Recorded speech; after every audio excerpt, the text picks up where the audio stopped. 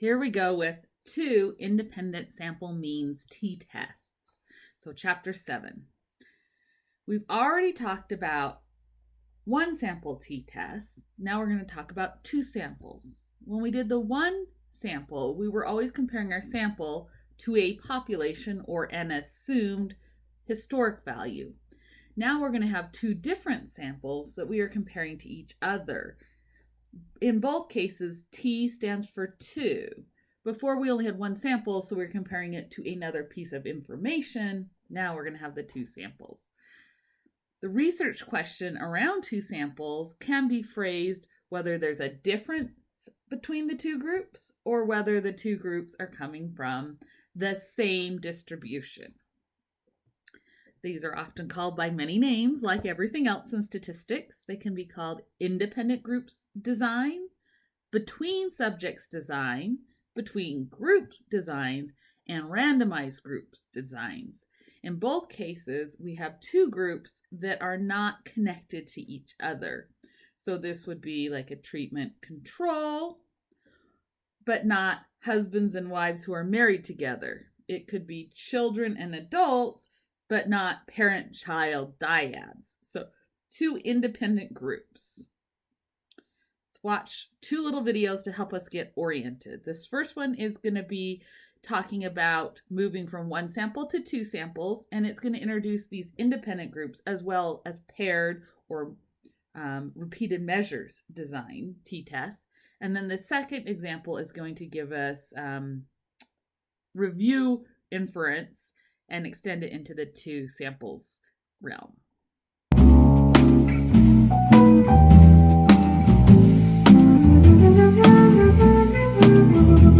Probably the most popular inferential statistic, especially for beginning statistics students, is the t-test.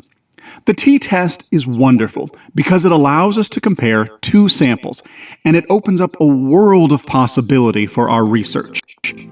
Instead of comparing a sample to a population, researchers often want to compare 2 or more sets of data, such as comparing 2 different methods of teaching, or how 2 competing therapy techniques affect depression, or if changes in scores occur after a treatment. There are 2 ways to structure these tests: as separate samples or by using the same sample. Let's begin by reviewing single sample techniques, and then we can talk about 2 sample tests. Single sample techniques compare a sample mean to a population mean. The z-test and the t-test statistics that we have used so far are called single sample techniques. They are calculated based on 1 sample drawn from a population. Anytime you have a sample of scores, you can calculate their mean and standard deviation. The sample is assumed to have been drawn from a population of scores, which also has a mean and standard deviation. If the population standard deviation is known, which is really rare, we would use a t-test. Z-test. But if the population standard deviation is unknown, which is very common, then we use a t-test. But what if we want to compare an experimental group to a control group? In other words, compare 2 samples. For that, we need some new kinds of t-tests, ones that work with 2 samples. 2 sample techniques compare 2 measurements of samples. Very commonly, we want to compare 2 samples, such as comparing a control group to an experimental group. The mean of the control group is assumed to be the same as the experimental group, unless the experimental intervention made a difference. Then the means would be different. These 2 groups are separate samples. Separate sample t-tests compare scores for 2 groups that are measured at about the same time. So for instance, we sample a group of individuals on their attitudes about a political candidate, and then we compare the responses from men to those from women. Or we group them into people who do have a college education and those who did not finish high school. The groups are independent of one another. For instance, the political preferences of uneducated voters do not influence the preferences of the college-educated voters. And because we are comparing scores between two groups, this is called an independent measures test, or a between subjects design. Specifically, the type of test we use is an independent samples t-test. On the other hand, sometimes instead of comparing two different groups, we want to see... Now I want to point out, the two separate groups is what we're focusing on this chapter.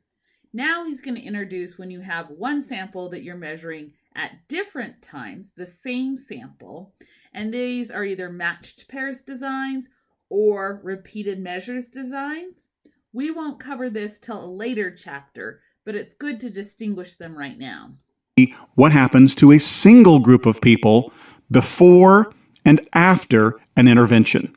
We want to compare scores for the same group measured across time. For example, we have a sample of people who have signed up for a health improvement course.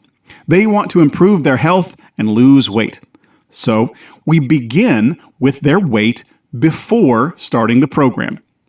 Then we get them enrolled in the program, wait for them to complete it, and then we weigh the same group of people after they complete the program.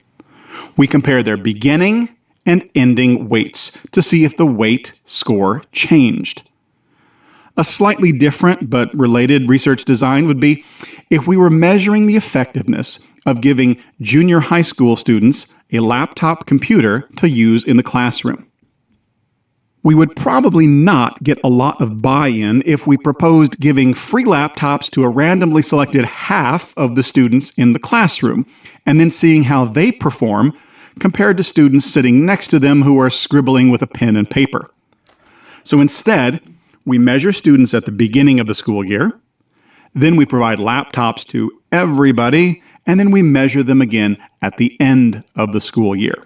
And this is called a repeated measures test, or a within subjects design. When we are comparing within the same group, pre-treatment versus post-treatment, or when we have deliberately matched individuals in one condition, say heart patients. And let me also put in here, if we have dyads like teacher, student, parent, child, therapist, client, where we have partners. So they're not independent, they are paired, matched, or within the same person. Again, that's something we're going to cover in a later chapter. With individuals in another group, say hip replacement patients, we use a paired samples t-test. We are going to learn how to set up and conduct both the independent samples t-test and a paired samples t-test in this set of videos. Okay, so now the next video, we're going to go back and refresh our memory again with, in general, how we do inference, the 5-step process of hypothesis testing, and then it's going to walk us through an example, kind of fun examples about chocolate bars, and see how to apply the 5-step process of a hypothesis test to a situation where we have two different groups or two different treatments. Hypothesis testing is a key procedure in inferential statistics. It is based on the idea that we can tell things about a population from a sample taken from it. Hypothesis testing can be explained in 5 steps: hypotheses, significance, sample, p-value, decide. Step 1. Hypotheses. Decide on your hypotheses. You need a null hypothesis, H0, and an alternative hypothesis, H1 or HA. Inferential statistics is based on the premise that you cannot prove something to be true, but you can disprove something by finding an exception. You decide what you're trying to provide evidence for, which is the alternative hypothesis, then you set up the opposite as the null hypothesis and find evidence to disprove that. It can be said that the alternative hypothesis is usually a thing we are trying to prove or find out about, while the null hypothesis is the opposite or status quo. Note 1. The hypotheses are always about the population parameters, not the sample values or statistics. 2. The null hypothesis usually refers to the status quo, the thing we're trying to find evidence against. It generally represents no effect. And 3, the null hypothesis should include a statement of equality and the alternative should not. Step 2, significance. Decide on a level of significance. Unless there is a good reason not to, people generally use 0.05 as a significance level, also known as the alpha value. The significance level is a probability that you will say that the null hypothesis is wrong when really it is correct. This is known as a type 1 error. Step 3. Take a sample from the population to provide the statistics you need. Step 4. Calculate the p-value. This is almost always done by a computer package. Absolutely. Step 5. Use the p-value to decide whether to reject the null hypothesis. If the p-value is less than the significance level you chose earlier, you will reject the null hypothesis. The sample has given you evidence that the null hypothesis is wrong. We will now go through this step by step with an example. Helen sells Choconutties. Her brother Luke is taking a marketing class and tells her that people will buy more Choconutties from her if she gives away a free gift with each packet. Helen is sceptical, so decides to gather data to see if it's true. She decides that for the next month she will try out some days where she offers a free sticker with each packet of Choconutties and some when she doesn't. From the month of trials, she will have a sample that can be used to draw conclusions about days in the future. The population in this instance is all days of selling Choconutties. The sample is the days that occur in the next month. This is not a random sample, but it is all we can do in this instance. To make the assignment of sticker or no sticker random, Helen will toss a coin each morning, and if it is heads, she will offer a free sticker. She will keep track of her sales for each day. She asks you to help her do the analysis. The first step is to decide on the hypotheses. There are 2 different circumstances, sometimes known as treatments, offering a sticker and not offering. The null hypothesis is that there is no difference in the sales for the 2 treatments. The statistic of interest is the mean or average value of daily sales. The null hypothesis can be written H0, there is no difference in mean sales for the population for the 2 treatments. The alternative hypothesis is written H1, there is a difference in mean sales for the population for the 2 treatments. Helen thinks the sales could go up or down as a result of offering a free sticker. Written in mathematical terminology, we use mu, a Greek letter to represent the population mean. These are the mean sales for all days that Choconutties are sold. These are different from the sample means, which are the values we calculate from our data. The subscript free sticker or no sticker indicates whether we're talking about the population mean for days when a free sticker is offered or when it is not. Written mathematically, it looks like this. H0, mu, free sticker, equals mu, no sticker, which rearranges to H0 mu, free sticker, minus mu, no sticker, equals 0. Note that there is an equals sign in the null hypothesis. Similarly, the alternative hypothesis looks like this.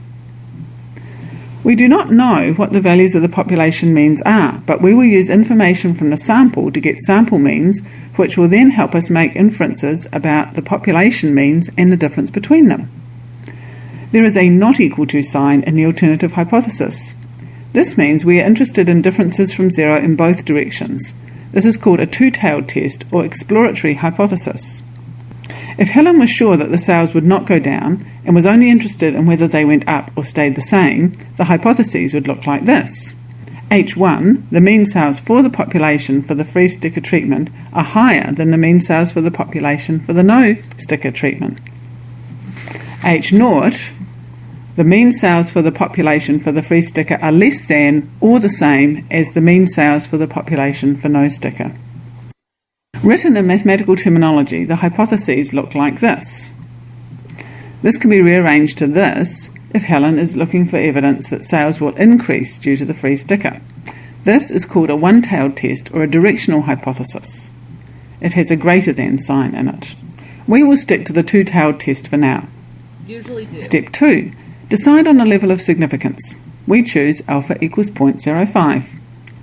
Step 3. Helen goes ahead with her plan and provides 23 days of sales figures, 13 of which were when she offered the free stickers and 10 when she did not. Remember, she flipped the coin. You put the figures in a spreadsheet and use Excel to draw histograms of the data and calculate the appropriate p-value. The process for calculating the p-value is shown in a separate video This is so called much Two Means harder than t-test in Excel. Once we get over the The results look like this.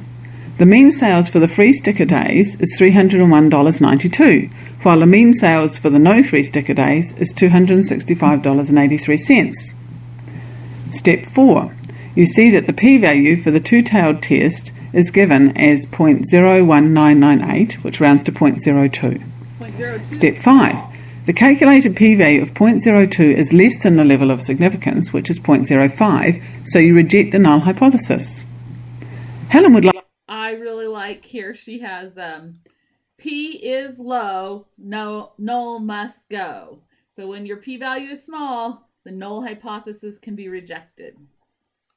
like to know what that means, so explain that the data she has collected indicates that there is a difference in mean sales depending on whether she offered a free sticker or not. If she had chosen a one-tailed test, then the p-value for that would be 0.00999 or rounded to 0.01. Important points to remember. The hypotheses are made about the population. We collect sample data to draw inference about the population. We know whether there is a difference between the sample means. Okay, so let me point that out. We will know for sure if the samples are identical. It probably won't be. We use information about the samples to decide, using the p-value, whether there is evidence to say that there is a difference between the population means. So, even though our data tells us about whether the samples are identical, we want to know if that generalizes to tell us if the populations are relatively the same or probably different. You might like to watch Understanding the p-value to help your understanding, or Two Means t-test in Excel to learn how to go about doing this test using the Excel Analysis Toolpack.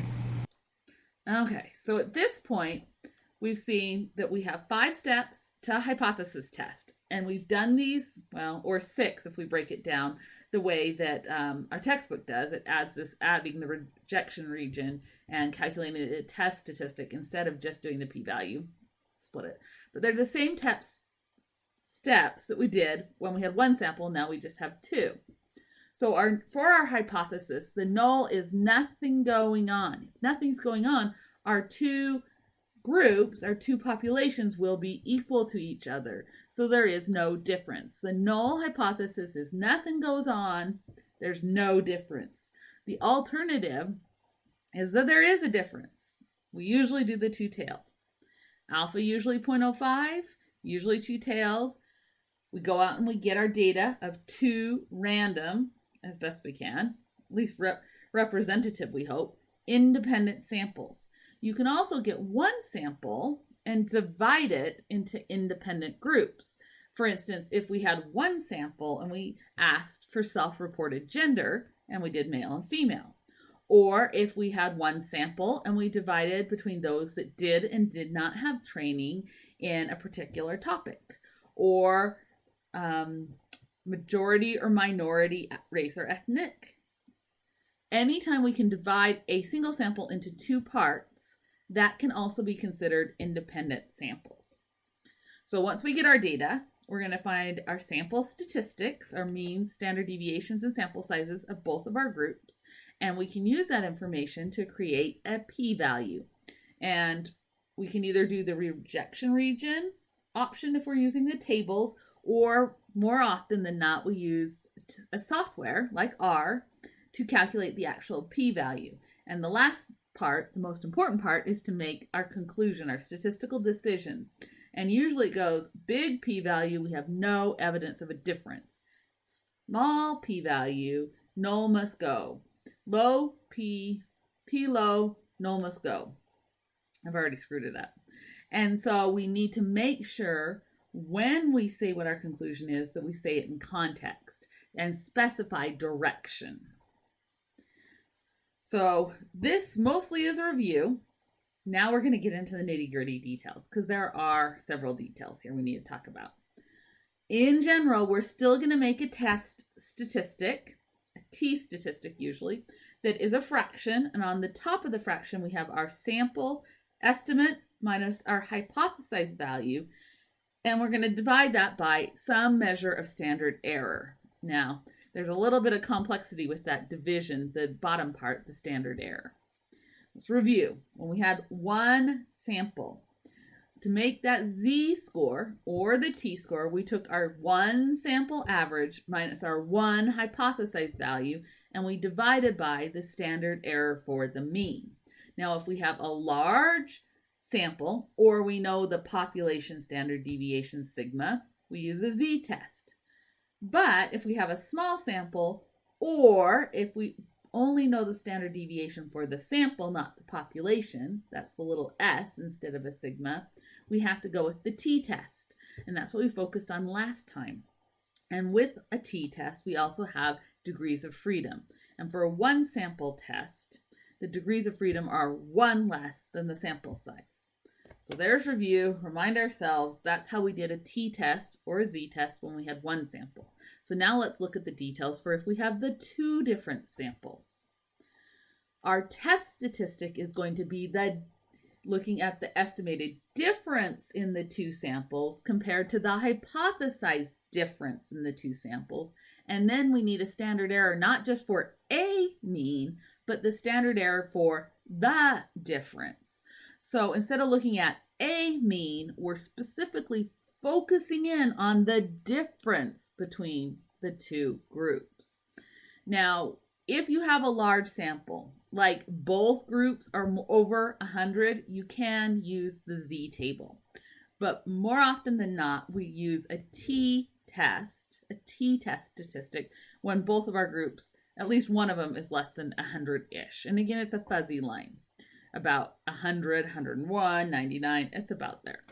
So our null hypothesis is that there's no difference. There's nothing going on, no difference. So the hypothesis difference is 0. So that makes our test statistic a little bit simpler because we're going to look at the difference in the two sample averages minus the hypothesized difference, which is 0. Then we're going to divide by the standard error, not for a mean, but the standard error for the difference. And that's going to be a little bit trickier. There are some options there. So the things that are not clear so far are how do we calculate the standard error for the difference? It ends up there's multiple options. And if we're doing a t-test, what are the degrees of freedom? And again, there are some options. So we're going to learn how we make the distinction about how we go about calculating the standard error for the difference and what degrees of freedom we should use. There's two scenarios we basically fall into, two of everything here. So deciding which of the options we do depends on an assumption. And t-tests have an assumption that while we're looking at if the averages are different, we need to know if the spreads in the two groups are the same or different. And they don't have to be identical, but are they roughly the same? So this is called Homogeneity of Variance. HOV is the abbreviation. And that means that the two populations have the same spread. And we're going to judge this by looking at the two samples and saying, do the two samples have roughly the same spread? And we can use a test called Levene's test to make this judgment call. And again, we could have the two spreads being 3.1 and 3.2. That's really close. We could have the spreads being 2 and 12. Those are very different. So we need to be able to know where's the line in between when we can judge that the two groups have relatively the same spread. And again, the samples, but the hypothesis is about the population.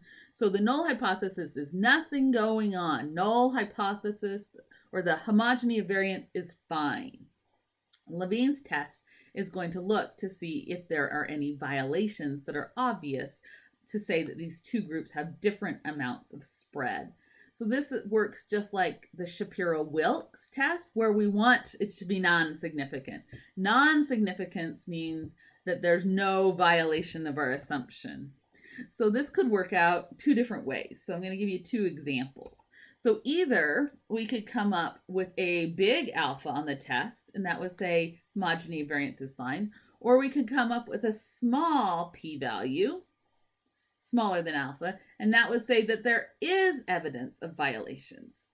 Now, I've written down here these bullet points, the results of Levene's test, and you'll see it's an F test, and then there's a parentheses with two different degrees of freedom, equaling a number and having an associated p-value. I don't want anyone to get too afraid of the f-test. It's like a t-test. We're just going to leave it there. It does have 2 degrees of freedom instead of 1.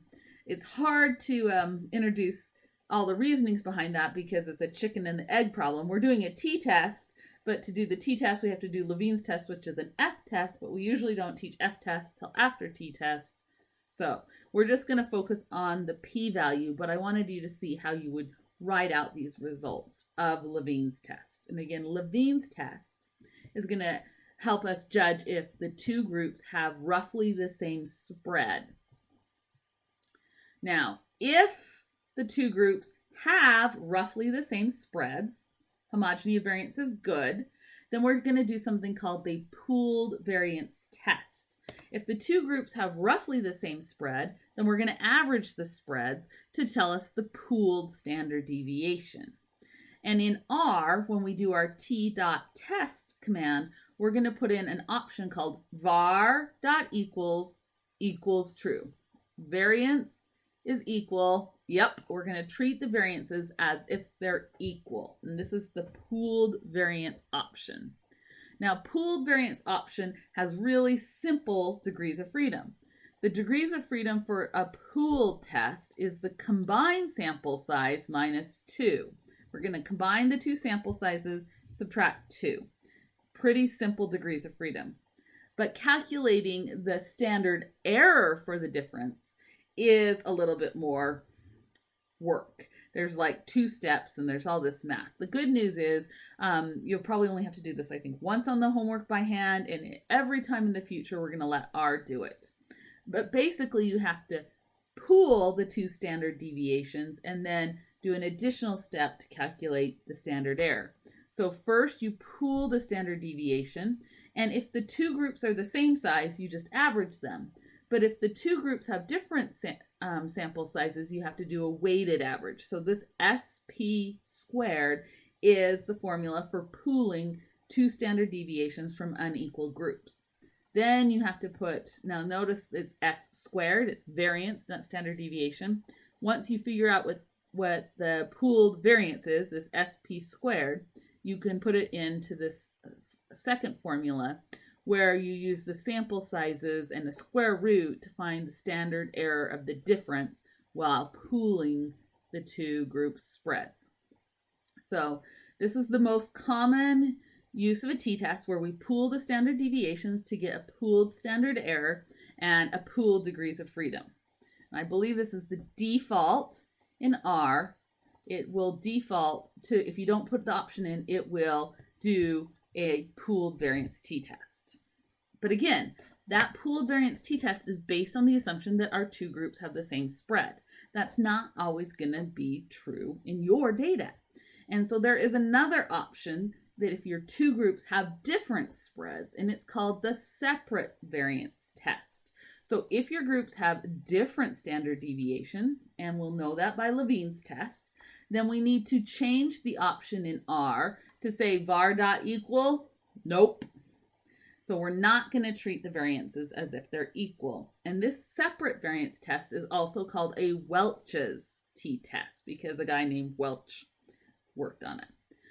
So the good news is with the Welch's test, the standard error of the difference for the separate variance is a lot easier. It's 1 formula instead of having the 2.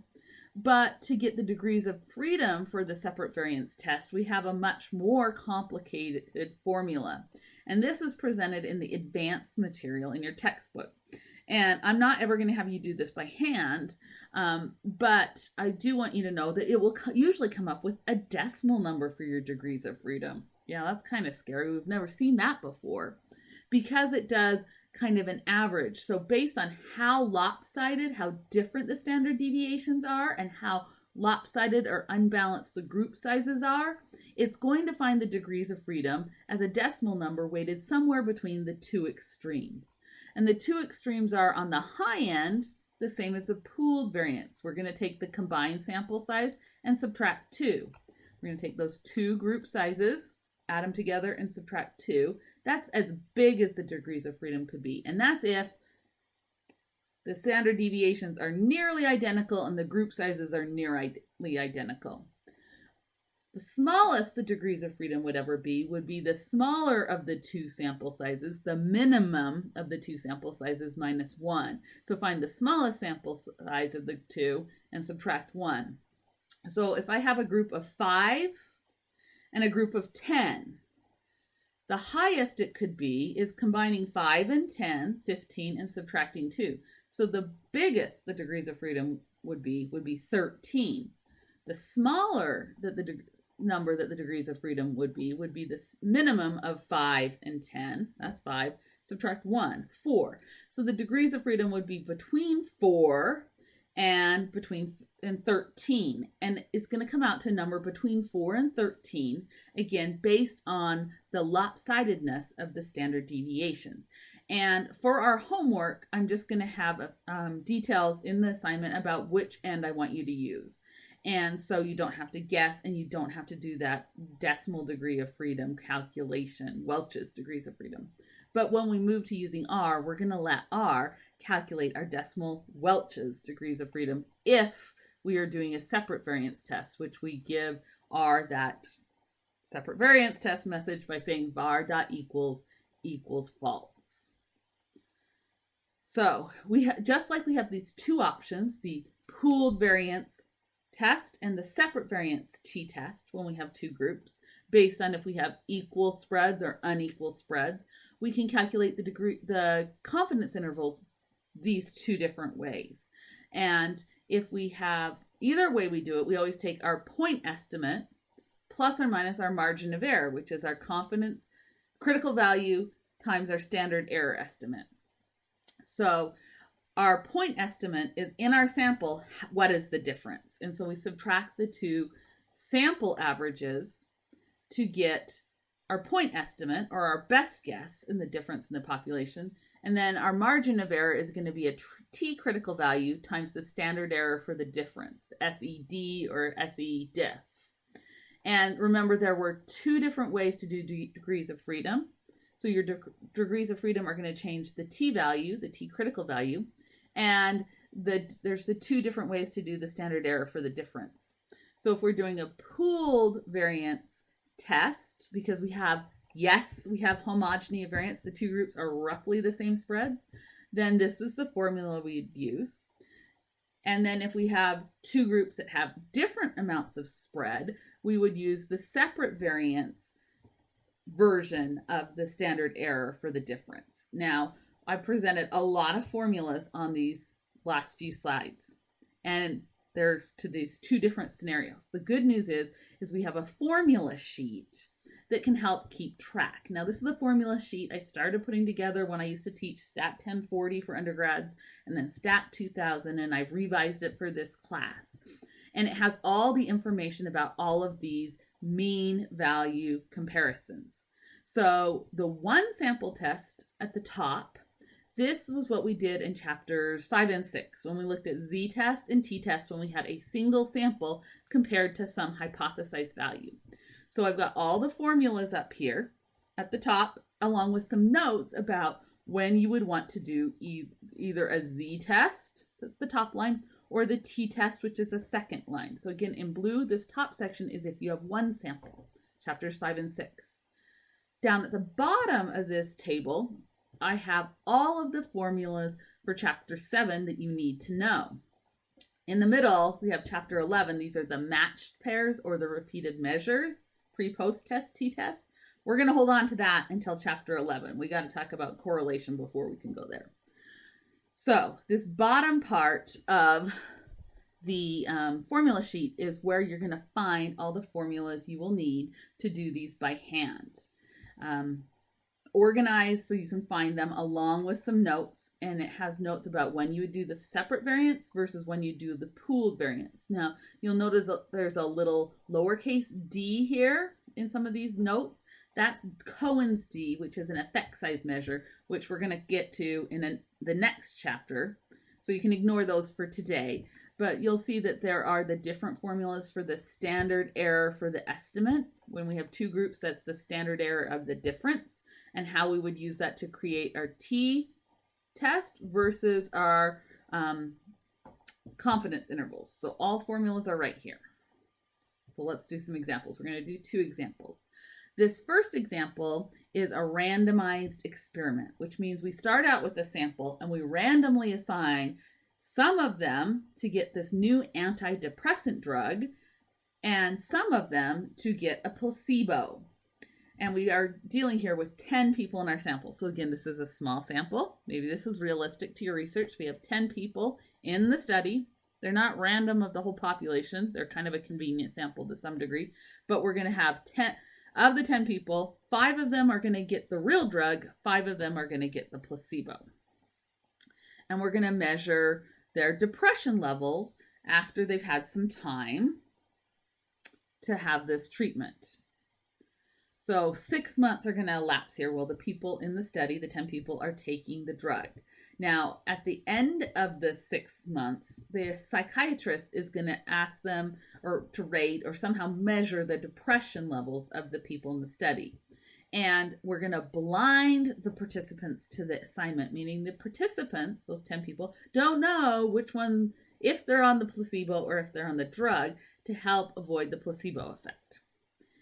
So here are the 5 participants that were taking the placebo, or the antidepressant. It says they're in green. The antidepressant. Those 5 people at the end of 6 months had depression scores of 11, 1, 0, 2, and 0. That's the 5 people that were taking the real drug. Then we have the 5 other people that were taking the placebo for the same period of time. And their depression scores at the end are 11, 11, 5, 8, and 4. Right off the bat, eyeball, gut reaction, what do you think? Does the drug affect depression? Now, going into this, we had hoped that the drug antidepressant would help suppress depression, but sometimes it's hard to know. It's interesting that a lot of antidepressants actually have suicide and trouble thinking as a possible side effect. So even though we have a drug that should decrease depression, sometimes they inadvertently have side effects that actually will increase the symptoms they're trying to treat. But so beforehand, we might not have known for sure which direction the drug would go. At least there's some possibility it could have made it worse, not just better. But now that we've gathered the data, what does it look like? So anytime you get data, you should always plot your data. You should always summarize it first. And we want to answer this question, did the antidepressant really reduce the depression? So even though we have a direction of our hypothesis, we're going to set up a two-tailed test. So I'm going to show this in R so that we see how we can do this. I don't want you to worry too much about me entering the data by hand. I'm entering it as wide format because that's easier. And then I am going to pivot it or rearrange it to get it to long format. Now, this is something that I will do for you when we are working in R, but I wanted to show you the code just in case, because usually when you collect the data, you'll have one line for each person. And here we have, now that I've rearranged it, 2 columns. The first column is labeled pill, and this says in factor version whether that person 1 through 10 was taking the drug or the placebo. And the second variable is depression score at the end of the time frame. So we've got 2 variables, pill and depression. And so we want to see, is depression different based on the pill that was assigned? So we're going to do some descriptive statistics, plotting, specifically side-by-side box plots, and then we can look at our assumptions and then do the actual t-test. So here we go. Exploratory data analysis combines summaries and visualizations to help us get familiar with our data. Now, if we want, table 1 is a really good option for getting summary statistics of a variable for different subgroups. And the way you do this is we start with our data set, always, and we're going to group it by our categorical variable, which in this case is called pill, the drug or the placebo.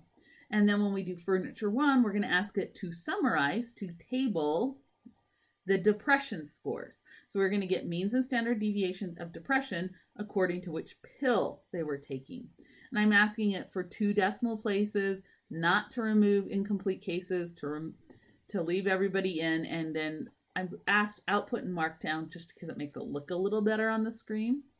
So here I have 5 people with drug, 5 people with placebo. Now, 5 and 5, we randomly assigned it, but to be able to judge normality on a sample size 5 is really, really hard. It's nearly impossible.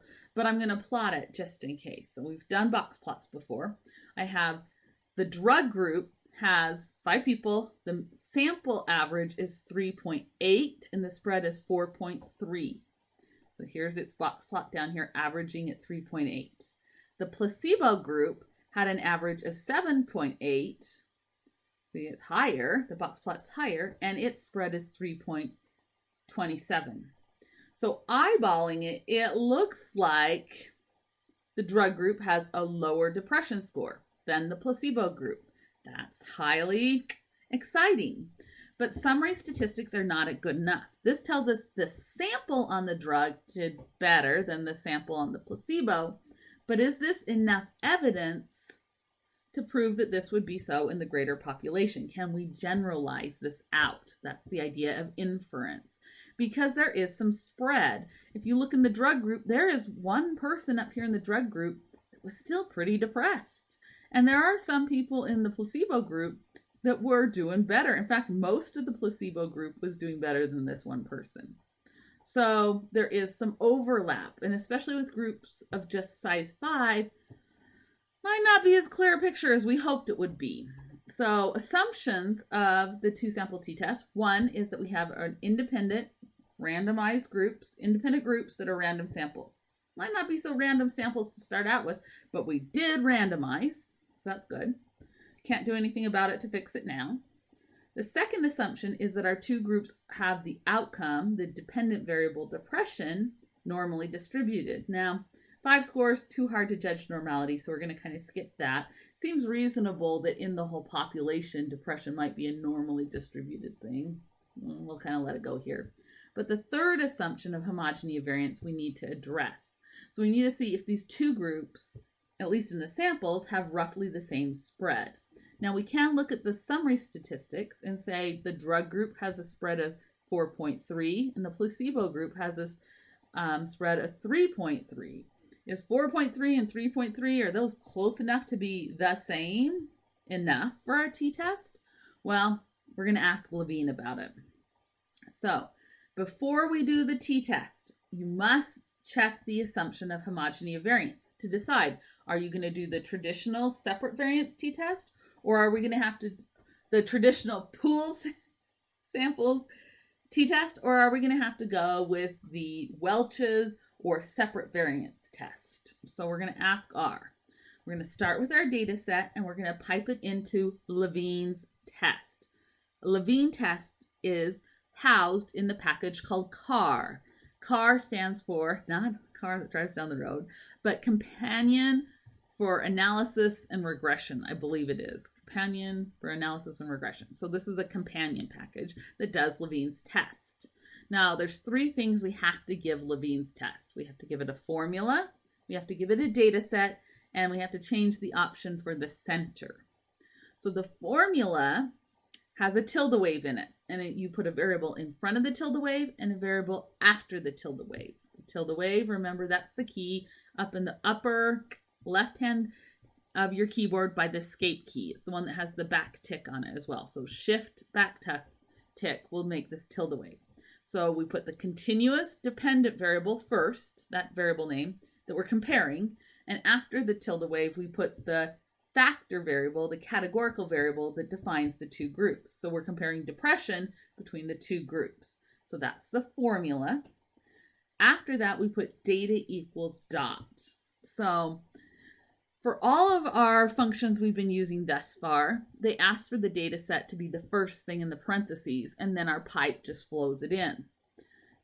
In CAR's Levene test, this is an older function, and it expects the data set to be the second thing in the parentheses.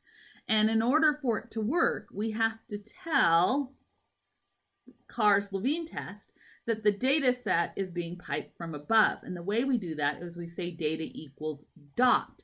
And that dot specifies where the data set from above is supposed to flow to. So this is just the way we pipe our data set in.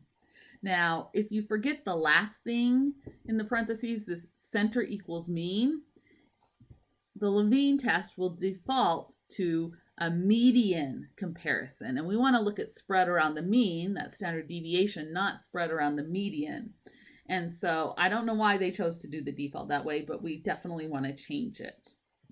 So this is the exact same code that you will be using, except for you're going to swap out what I have in yellow here, your variable names.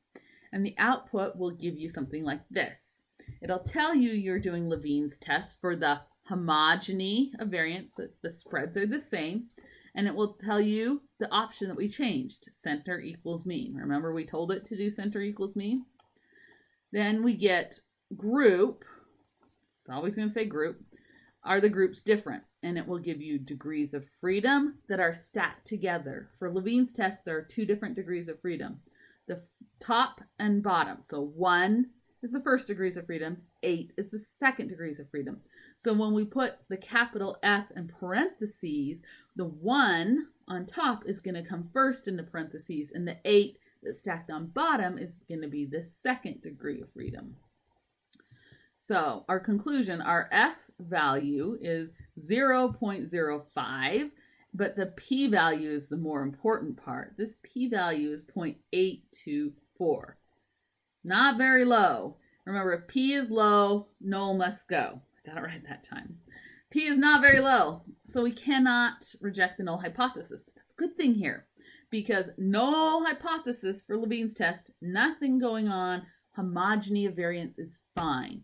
So our conclusion here would be that there's no evidence of violations of homogeny of variance.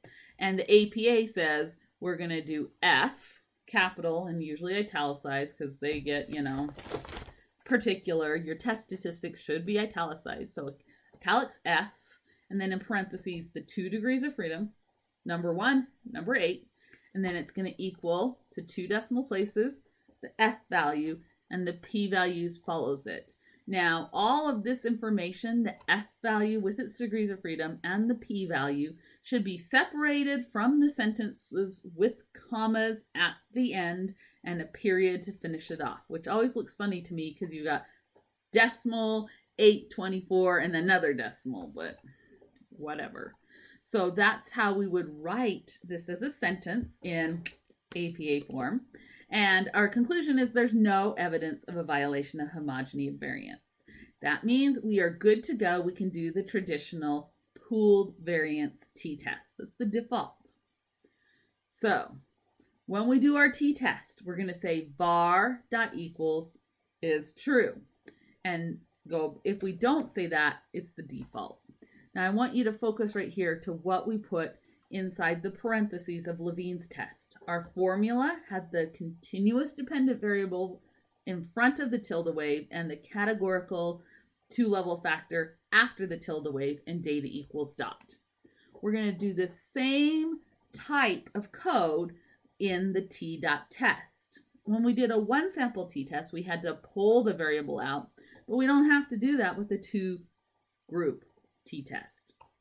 We are going to still start with our name of our data set, which I'm calling df1 long because it's example 1. We are going to have a second example, but it's the t.test function and that same formula, the dependent continuous variable followed by the independent 2-group variable. And our option we decided we're going to do the pooled variance t-test because homogeny variance was okay, no violations found. And then we will get the output for our t-test. Now, if you've done the pooled variance version of the t-test, it will just say 2-sample t-test at the top. And it will say the formula, depression by pill. Okay, it's good. It's what we wanted. Then it will have your t-test, like when we did our 1-sample test.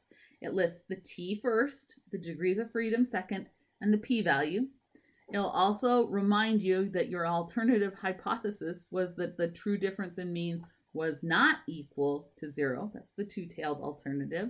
And it will give you a confidence interval for the mean difference and the sample means for both the groups. Now, we saw these before. The sample drug group had an average of 3.8 depression at the end versus the placebo had an average of 7.8 score at the end. How would we write this as a conclusion? well, let's look at that p-value. If p is low, null must go. Our p-value is not too tiny if we're using an alpha 0.05. So this is not evidence. We cannot reject that null hypothesis of no difference. So our conclusion is there's no evidence, or there's not enough evidence to say that this antidepressant changes depression levels at the end of the 6 months. And again, after we write our sentence to say that there's no evidence of a difference, then we put our statistics after the end of the sentence, except where we do comma. This is not all in parentheses, it's comma, the t, italics t, and in parentheses, its degrees of freedom, which was 8, our t value to 2 decimal places, and then after a comma, our p value to 3 decimal places. So there is no evidence of a difference in depression based on which drug they were assigned. So when it comes to writing the results, we've done piecemeal. Let's put it all together. In any manuscript, whether it's a thesis, a dissertation, a publication manuscript, you always should have a methods section that lays out what you were planning to do and the steps that were taken with its details, and then the results, which have the numbers that came out and what it means at the end. So in the methods section, we would say something like this: to test the effectiveness of this antidepressant drug at reducing depression, so it's okay to say we thought it was going to reduce it, an independent samples t-test was performed. Independent samples because we randomly assigned drug and placebo. So we're going to say with pill type functioning as the independent variable, and in parentheses I've said antidepressant drug versus placebo, and depression as the dependent variable. The independent variable, or IV, is the thing that you want to know if it has an effect on the dependent variable, the DV. So you want to be blatant when you're writing your methods section, saying, I think this is what's going to happen, so I'm going to use this test to do it, and what's your dependent and what's your independent variable? Clearly stated in a sentence. Then, talk about any assumptions you did. Levene's test was used to assess the assumption of homogeneity of variance to determine if we should do the pooled or separate variance test. It's our judgment we're going to have to check. The results section, when we say what happened. So when we can start out by summarizing our descriptive statistics. There, didn't come off. So if you want to put summary statistics into a sentence, most often we would do these in parentheses, and lovely APA says we don't use X, even though in the formulas we use X bar for a sample average and S, the little s, as a sample standard deviation. APA in all their glory says we should use a capital M for the mean and a capital SD for the standard deviation. And those should be italicized, but not with any periods for abbreviation. And you don't have to say that mean is a capital M and standard deviation is a capital SD. That's just supposed to be assumed that everyone understands it. Thank you, APA. So we want to include the sample sizes, the sample averages, and the sample standard deviation somehow in a descriptive statistics sentence, if it's not already in a table somewhere we can refer to. So after 6 months, the 5 participants taking the drug scored lower on the depression scale. They were lower, 2.8, compared to the 5 counterparts taking the placebo. Yeah, their average was 7.8. So notice I said here, they scored numerically lower. They did score lower on average. We tested the assumption of homogeneity of variance, though. It was satisfied. Notice we put our test statistic, the F, with both of its degrees of freedom and its p-value. Thus, the pooled test was conducted. And then we can say what the test revealed. No evidence was found to support the claim that this antidepressant changes depression score. So it's no evidence that it changes the depression score. So we don't talk about direction because there was no evidence of an effect. And then our t-test and our p-value for that pooled variance test would be probably the last thing that would be listed there. So there's how you would make the write-up, both the methods section, which includes the analysis, and the results section in a manuscript. Okay. So I've already talked about the assumptions a little bit, but I wanted to summarize them again. Both samples have to be drawn at random and independent of each other. So you don't want to have dyads that are partnered together. You don't want to have households that are grouped together. You want independent samples. If you do have dyads or repeated measures or matched pairs, you can do that. But you have to have a different kind of test that we're not going to talk about till chapter 11.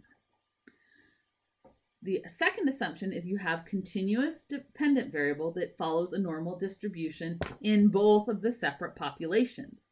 And the central limit theorem protects us from making big mistakes if that's not true, but we also should test it unless our samples are very small. Like samples of 5, it's going to be really hard to judge no matter what you do. But usually if you have a little bit bigger of a sample, at least, in the 2 digits, 10 or more, you would want to visually inspect either a histogram, a box plot, or a QQ plot that we've already learned. You would also want to calculate skewness and kurtosis. There are less clear guidelines, but it's a good thing to calculate. And run a Shapiro-Wilks to see if there is a violation of normality that's obvious. So, assumption number 1, random independent samples. You just have to plan as best you can. Can't test it, can't fix it. Normality, you can't fix it necessarily unless you have really big samples. The central limit theorem takes over, but you can test normality. Visual is usually the best. And the third assumption is this homogeneity of variance. And that is that both of the populations have the same spread. Levene's test can help you judge that. And if you violate this last assumption, it's not game over. You can do the separate variance test, the Welch's test, instead of a pooled variance test. So we talked about the assumptions. What happens? How bad is it if you violate the assumptions? If your groups are the same size, so your 2 samples, your treatment and your placebo, or your men and women, if your 2 groups are roughly the same size, violations are less problematic. If you only violate homogeneity of variance, your p-value could only be off by a couple, 0.02-ish. If you violate normality only, again, your p-value might be off by 0.02, unless you have both groups being skewed, one skewed left, one skewed right, one positive, one negative, then you can have big problems where your p-value is not accurate. If you have both violations of homogeneity of variance and violations of normality, you can have some hits on your p-value, and it's going to be unreliable. And the only way you're going to know the p-value is unreliable is if you test these assumptions of homogeneity of variance and normality. And so really these should not be skipped. If we have unequal size groups, the impact of these violations is much bigger. So if I had a treatment group that was, say, 5 and a placebo group that was 20, you might laugh at that, but sometimes we have that drastic of dropout.